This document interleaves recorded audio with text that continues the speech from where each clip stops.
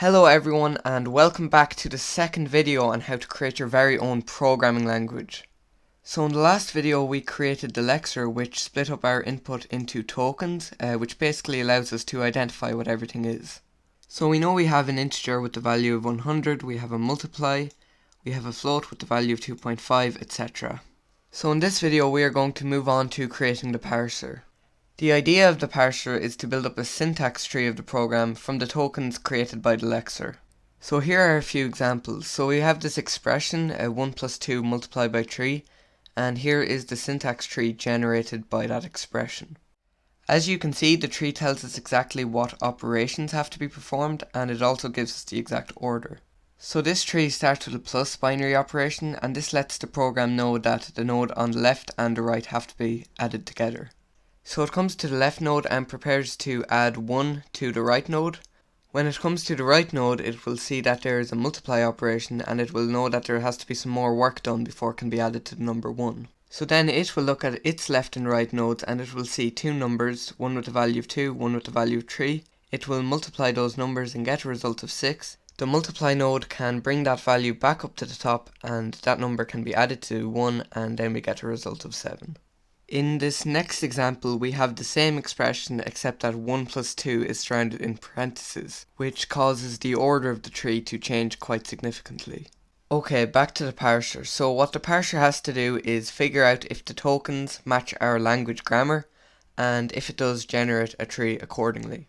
For example, two numbers followed by two plus symbols makes absolutely no sense in our language, whereas a number, a plus symbol and then another number makes perfect sense. So before we start work on the parser, we need to figure out what the grammar rules of our language are. I've created this diagram to help us define the grammar. So what we have here is a simple expression, 8 plus 24 multiplied by 2. So here are now the order of operations for this expression. As you can see, 24 should be multiplied by 2 first, and then the result should be added to 8. We can now give a name to each of the circles, and these names will be very important once we start writing the parser. So the very start of our expression, the outer circle, is called expression. Makes sense. Inside the expression on the left and the right of the plus symbol is called a term. And finally, inside each term we have the factors, which are just the numbers themselves. As you can see, an expression is a term, plus or minus, and then another term. In this example I only have plus, but it can be a minus as well. A term is then a factor, multiply or divide by another factor. Finally, each factor is just a number, so an integer or a float.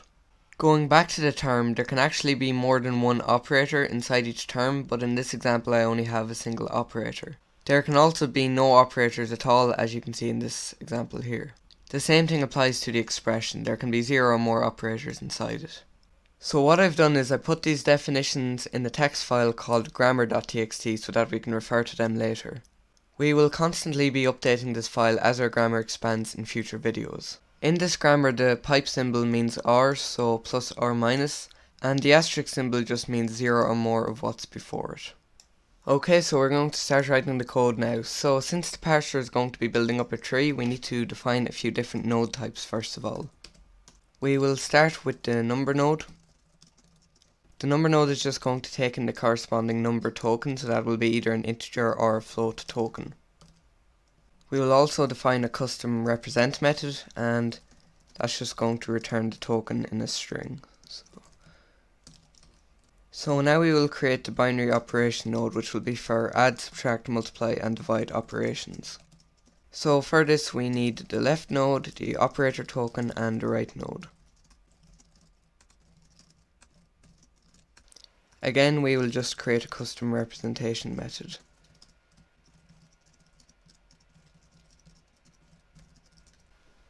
So that's going to be all the nodes for now, although we'll be adding one more node at the end of the video. Okay, so we can now start work on the parser class.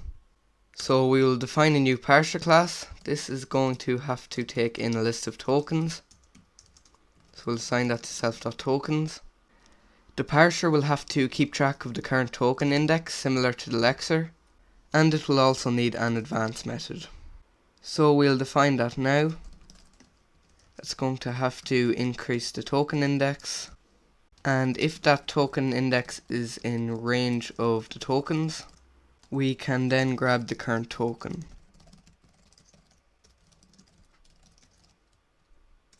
Okay, so now each rule in our grammar will have a corresponding method in the parser, and those will be expression, term, and factor. So we'll just define an empty method for each one of those for now. So we have factor, we have term, and we have expression. So now all we have to do is convert our grammar rules into code. So we'll begin with the factor, which has to look for an integer or a float, and then we will return a number node of that token. So we'll get the current token. We will check if that token is an integer or a float. If it is, we can advance, and then we can return a number node of that token. Okay, so next we have to create the term, and that's a slight bit more complicated. First we have to look for a factor, and then in a loop we have to keep checking if the current token is a multiply or divide token, and if it is, then we look for another factor. And using a loop will result in us being able to have multiple multiply and divide operators in a single term. So first we have to get the left factor, and the way we do that is just call self.factor. So all these functions are sort of recursive because they call each other.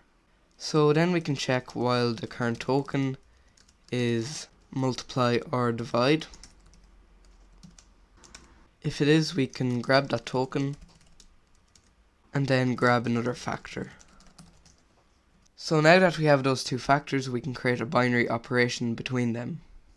So we will create a binary operation node. We'll pass in the left factor, the operation token, and then the right factor.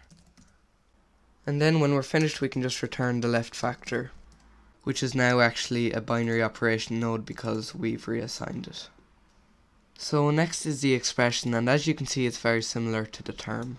The only difference is that we're now looking for a plus or minus, and we're now looking for a term instead of a factor. So what we're actually going to do is take this chunk of code and move it into its own function, and then that function can be shared by both the term and the expression. We're going to call this function binary operation, and this is going to have to take in the function which corresponds to the rule we're looking for, and then it's going to have to take in a list of operation tokens that can be accepted. So those will be plus and minus in the case of expression, and multiply or divide in the case of term. So we'll now paste back in that code. Instead of calling self.factor, we will call the generic function. We'll do the same here, and then we will put in ops here. So now we can use that function by passing in the rule and the accepted operations. So now I'm going to create a parse method up here. This is just going to call self.expression for now and return it. What I've just noticed is that I'm missing self in nearly every method, so I'm just going to quickly fill those in and I'll be right back. Okay, so I've done that, so now we're going to come down to the run function and generate the abstract syntax tree. So we'll create a new parser and pass in the tokens, and then call the parse method. So we will then return that tree, and up here we actually have to check if there's an error before we generate the tree so that we can return it. Okay, so we're about to run the program now, but I just made a couple of mistakes. So I forgot to include .type in this check here at line 202, and I also forgot to call advance here after extracting the token. So we're going to run the program now and everything should be working. So python tree shell.py. So if we input an expression now, such as 6 plus 5 multiplied by 2, as you can see it generated a tree, and as you can see the parentheses show that the multiplication is taking priority over the addition. So that shows that everything's working correctly. We should also be able to add multiple operators at once, and yeah, that's working fine. So the basic idea works, but if we put something incorrect in, such as this, no errors come up and it just tries its best to figure out what it means, and we obviously don't want that. So the next thing on our list is to create an invalid syntax error, and this is identical to the illegal char error, except I just changed the text to invalid syntax. So this error is to be created whenever there's an error in the parsing process. We're also going to update this as string method with this extra line of code, and this uses this string with arrows, a little small library that I've created here.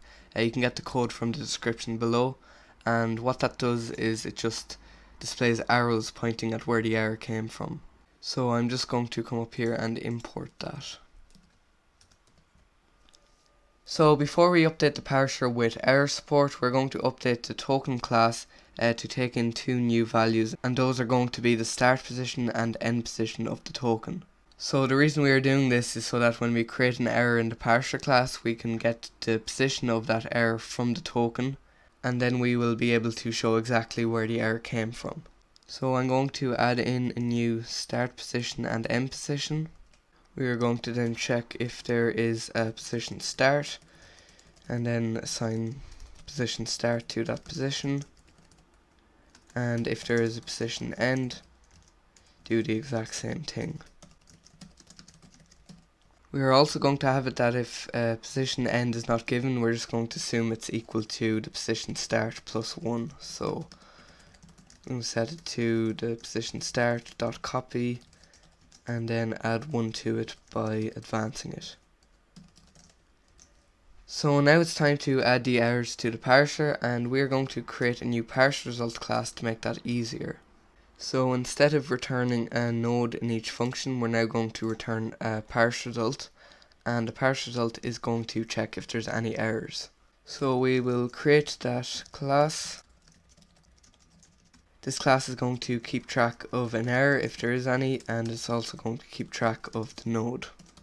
So this class is going to have three methods: register, success, and failure. And you will see in a couple of minutes when we use them what they're actually for. So register is going to take in either another parse result or a node. So we will check if the result is a parse result, and what we want to do is check if that result has an error, and if it does, we will set our error to that error, and then we will extract the node and return it. If it's not a parse result and it's a node, then we can just return the result. So again, you'll see in a minute what this function is for. The success method is going to take in a node, and it's going to assign self.node to that node, and then return. And failure will take in an error instead, and set self.error to that error, and then return again. Okay, so we can now update the parser. So we're now going to create a parse result instance at the start of each method. And now every time we call advance or another method, we're going to wrap it in response.register. Now wrapping this advance call inside register isn't actually doing anything right now, and it won't be doing anything until episode 4, but I'm just going to leave it there for now so that it's ready for episode 4 and we don't have to change anything. So the idea now is that at the end of the function we will return response.success and pass in the final node. So now if we don't come across an integer or float, we can return response.failure, and now we can pass in an error here. So what I've done is I've passed in the starting position and ending position of the token, and then I've put in the appropriate error expected int or float. We can now also update the binary operation method, so we're going to create a result. That's going to be a new parse result. So now for the call to this function, we're going to again wrap it inside register, and register actually does do something here. So register will take in the parse result from the call to this function, and it's going to take out the node from that and return it. So that means left is getting assigned to only the node and not the entire parse result. What it will also do is set response.error to the error that's inside this parse result if there is any. So that means we can then use it. So we can check, is there an error, and then we can just return out of the function. So again down here we're going to wrap advance in response.register, and the same thing for this function. And we again have to check now if there's an error, and if there is we can return out early again. And finally at the end then we can use response.success and pass in the successful node. Okay, so before we look at the updated result, there's one more thing we have to do. So since we are now accessing the token start position and end position, we actually have to update the lexer to pass those positions into the token. So for the plus, minus, multiply and divide, we just need to grab our position and pass it in, and then the same thing for the left and right parentheses. We are also going to have to add the position start and end to the int and float tokens. So we will grab the position start from the current position, we will pass that in, and then we will pass in the current position for the end position. And we'll do the same thing here. Okay, so there's one more thing here that we have to do that I forgot to do in episode 1, and that is before we return the tokens we want to add one more final token to the end, and that is a token type of EOF, which is end of file. So we can then add that token here, and this token just allows us to detect if we've reached the end of the file inside the parser. So now we can use that EOF token inside the parse method of the parser. So we can check if there was not an error, but the current token type is not equal to an end of file, so we still haven't reached the end of the file even though we are about to finish. That means there is still code that hasn't been parsed, and that means there is a syntax error. So we can then return response.failure and pass in this invalid syntax error. I also forgot in the first video to default the current character to none in this advance method, so just make sure to put that in or you might get an error.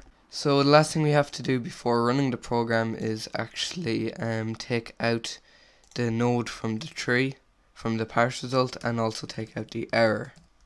Okay, so if we run the program now, everything should be working as normal.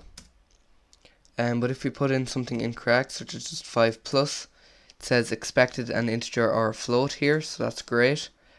And maybe if we put in, garbage numbers and then, plus symbol. As you can see here, it's pointing at this area. It says it's expected a plus, minus, multiply, divide. So it looks like everything is working. And so again, if we put in, something that's correct, it generates the tree correctly, so that's good. Okay, this video is getting a little bit long, but we are going to do one more thing in this video. So at the moment we have what we call binary operations, so that operates on two different numbers, but currently in our language we have no unary operations, so that's the operation of a single number. So as you can see, there is a syntax error saying expected int or float. The other thing we are missing right now is the ability to use parentheses to change the order of operations. So again, at the moment we are getting a syntax error. So in order to make this change, we need to update the grammar rules of our language. So first of all, we need to update the factor to allow for plus or minus and then another factor. So that means then in our factor we can have plus or minus and then another integer or float. So the next thing we have to do is add support for parentheses. So as you can see, the root expression is what takes the least priority, so plus or minus, and then our term takes more priority for multiply and divide, and the thing that takes the most priority at the moment is the factor. So since adding parentheses should take the most priority, we need to add that rule to the factor. So we will allow for left parentheses and then an entire new expression and then a right parentheses. Okay, so we will begin by adding support for unary operations. So we're going to have to define a new unary operation node. This node is going to have to take in an operator token and then another node to operate on. So we'll assign self.op token and we will also assign self.node. We will also go ahead and add a custom represent method. Okay, so now we can start updating the parser. So our factor now has to allow for plus or minus and then another factor. So we will add a new check here if the token type is a plus or a minus. And we will also change this if statement to an elif. Okay, so now we need to advance as usual. And then we want to get another factor by calling self.factor, and we have to wrap that in response.register. So as usual we have to check if there is an error and then return if there is. but otherwise we can return response.success, and we can create a unary operation node with the token and the factor. So the next change to the factor is we have to allow for a left parenthesis here, so we will add that check. So if token type is equal to left parenthesis, we again will have to advance. We can now get a brand new expression by calling self.expression. Again, we need to check if there is an error, and then finally we have to look for a right parenthesis. So if self.currentToken.type is equal to right parenthesis, then we can go ahead and advance, and then we can return response.success and pass in that expression. Now if we fail to find a right parenthesis, we need to return a failure, and we can pass in this brand new syntax error. So we've passed in the position start and position end, and then we've passed in expected right parentheses because that's what we are looking for. So in theory, if we run the program now, we should be able to have unary operations. So you can see we've got a unary operation node here, so minus and then 5. And we should also be able to add that to more complicated expressions as well. And if we create an expression such as 1 plus 2 multiplied by 3, as you can see, the multiply is taking priority, but we should now be able to wrap that in parentheses, and as you can see, the order of operation changes and the plus is now taking priority. So that's going to be it for episode 2 of this video. So we have generated now an abstract syntax tree, and in the next video we are going to be creating the interpreter. The interpreter is going to traverse this tree and then execute the correct code. So that means by the end of the next video we will actually see the result of our expressions on the screen. So if we type in 1 plus 2 we'll get 3, and if we type a more complicated expression we should get the result correctly. So thanks everyone for watching this video. Don't forget to leave a like if you enjoyed, and if you have any problems just leave a comment below, and I will see you all again in the next video.